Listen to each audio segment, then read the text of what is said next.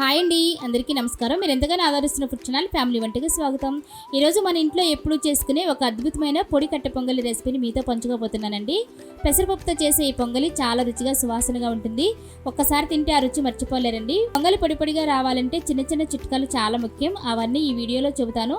తక్కువ పదార్థాలతో చాలా సులభంగా ఈ రెసిపీని ఇంట్లోనే చేసుకోవచ్చు. ఉదయం అల్పాహారానికైనా, రాత్రి తేలికైన భోజనానికైనా ఇది చాలా మంచి రెసిపీ అండి. పెసరపప్పు ఉండడం వల్ల రుచి మాత్రమే కాదు, శరీరానికి కూడా మంచి పోషకాలు అందుతాయి. చివరి వరకు వీడియో చూడండి. పొంగలి పొడి పొడిగా, గింజ విడివిడిగా రావడానికి ఉపయోగపడే చిట్కాలు చెబుతాను. మరి ఆలస్యం ఎందుకు, మన రుచికరమైన పొడి కట్టె పొంగలిని తయారీని మొదలు పెట్టేద్దాం రండి.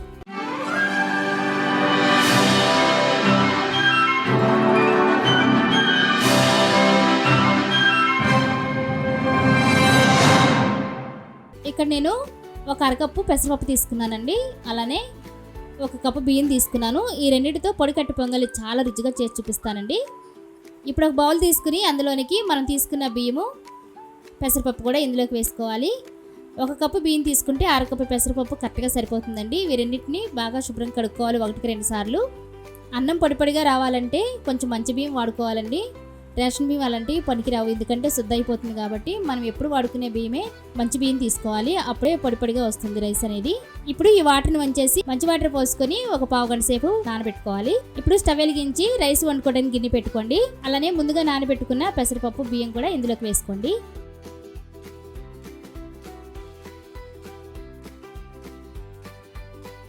ఇప్పుడు ఏ కప్పుతో అయితే బియ్యము, పప్పు తీసుకున్నామో అదే కప్పుతో 3 కప్పులు వాటర్ వేసుకోవాలండి.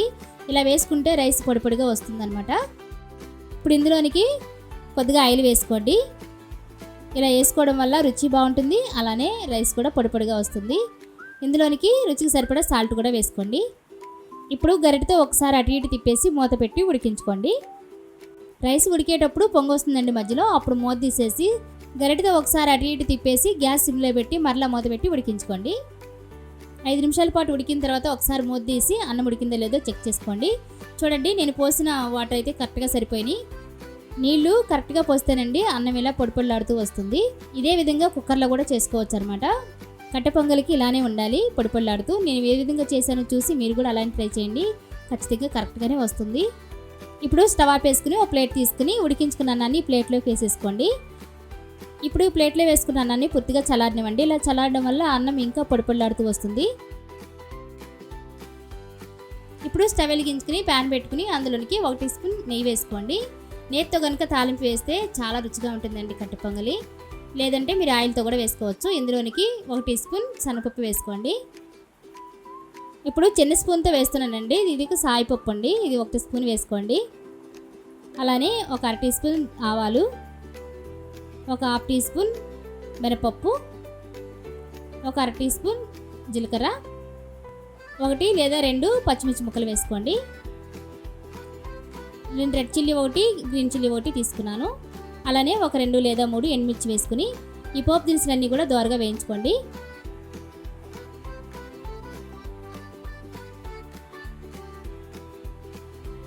పోపు దినుసులు కొద్దిగా వేగిన తర్వాత చిటికెడు ఇంగువ వేసుకుని దాన్ని కూడా ఫ్రై చేసుకోండి. ఇలా దినుసులు వేగుతుండగానే కొద్దిగా కరివేపాకు కూడా దించి వేసుకోండి, ఫ్లేవర్ చాలా బాగుంటుంది. ఈ తాలింపులోనే మీకు కావాలంటేనండి పెప్పర్ కూడా వేసుకోవచ్చు. నేను రెగ్యులర్గా చేస్తూ ఉంటాను కాబట్టి పెప్పర్ పెద్దగా తినరండి మా ఇంట్లో, అందుకే నేను వేయడం లేదు. మీకు ఫ్లేవర్ బాగుండాలి, కట్టె పొంగలి ఫ్లేవర్ చాలా బాగా రావాలి అనుకుంటే మీరు కొద్దిగా చిటికెడంతా పెప్పర్ అయితే వేసుకోండి. ఇప్పుడు ఈ తాలింపు అంతా కూడా చల్లార్చుకున్న రైస్లోకి వేసేసుకోండి.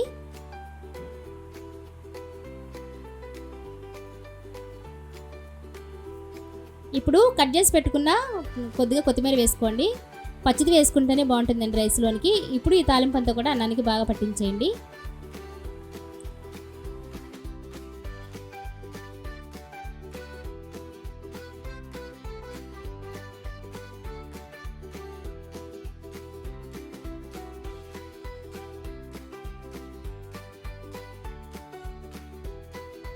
ఇలా రెడీ అయిన కట్టె పొంగల్లోనికి కొద్దిగా జీడిపప్పు వేయించి వేసుకోండి, రుచి చాలా బాగుంటుందండి.